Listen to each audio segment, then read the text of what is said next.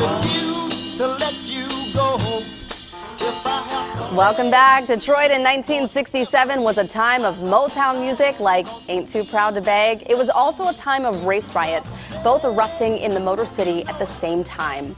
Now, a play presented by New Horizon Theater looks at Detroit 67, told through the eyes of a brother and sister starting a family business with some clashes of their own.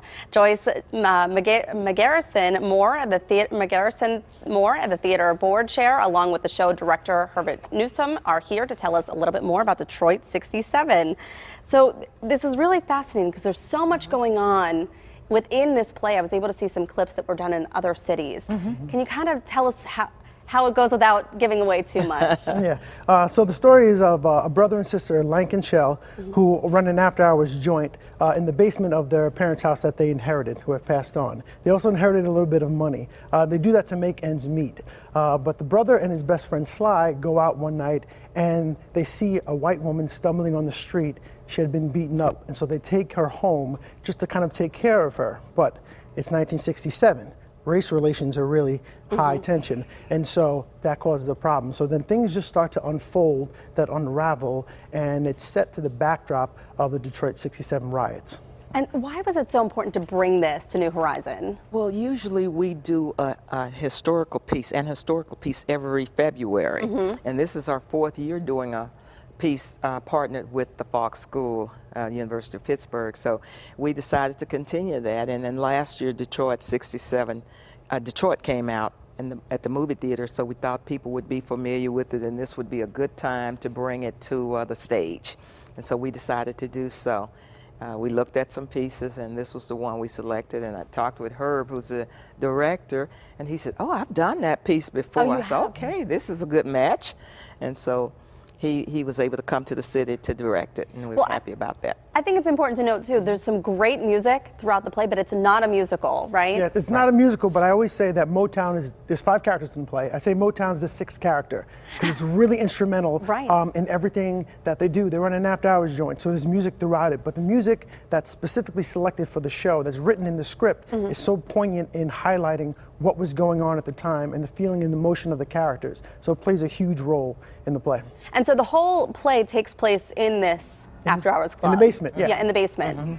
And tell us who is taking part in it. Who have you casted for this play? Okay, well, we have Alexandria King, and she did The Girls of Summer in our last play, people might remember.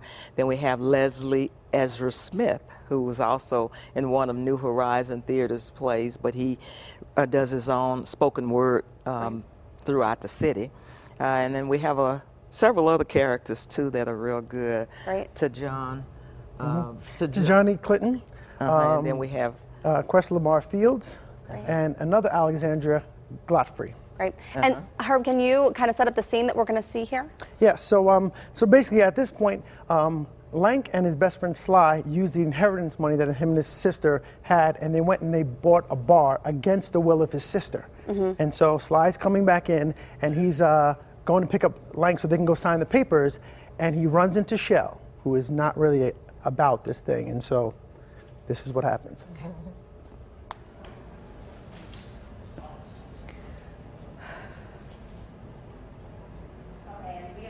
To see a little bit of that, we are headed over to see that scene just set up by Herb.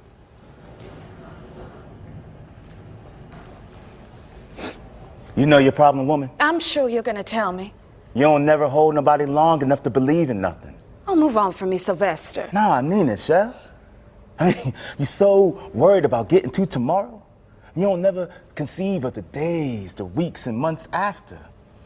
I mean, tomorrow's all right. It keeps you living. But if you look far enough ahead, you'll start to see that tomorrow ain't all there is.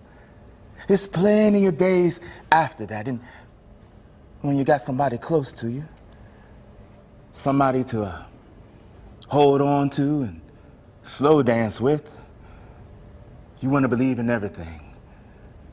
You want to believe that stuff can happen that will make you smile. You want to dream.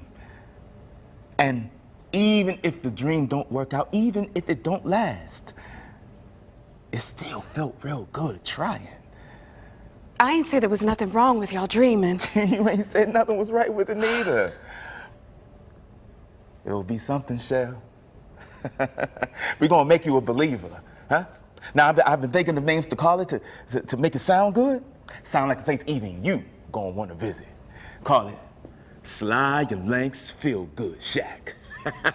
That's the one I settled on. Now, of course, Lank probably gonna want to have his name first, but that mess up the good rhythm to it. You know, Lank and Sly's Feel Good Shack don't really make it feel that good.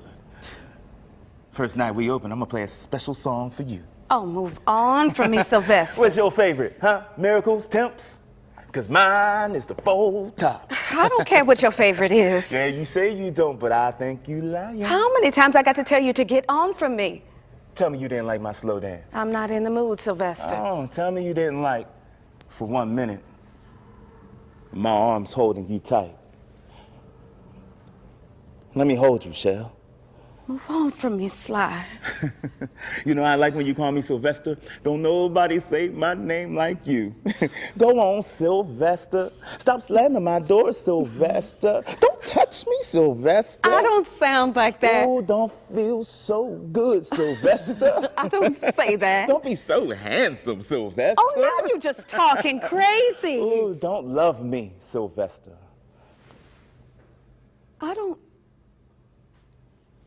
I don't say that.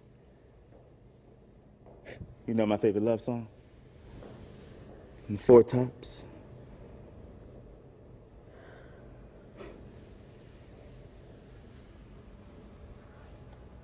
Wow, that is powerful. So you get a little bit of everything. Yeah. High drama, you can tell. Yeah. And so you said that you've done this before, this production. Yeah, I produced it in Los Angeles 2 years ago with my artist collective, the Standard Artist Collective, and we produced it. And my best friend Joy Hooper, she directed it. So it was great to do the play then.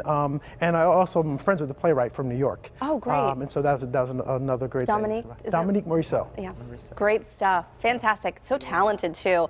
Thank you guys for bringing this here this morning. Oh, you're welcome. And still to come, why Doug Oster is doing his best Rocky imitation. We're going to have that straight ahead. But first, we want to tell you a little bit more about Detroit 67. Again, it is presented by New Horizon Theater. It opens in previews tonight, then runs on select dates through February 11th at University of Pittsburgh's Folk School in Oakland. For showtimes and tickets, you can go to the New Horizon Theater website. You'll find that link at kdka.com.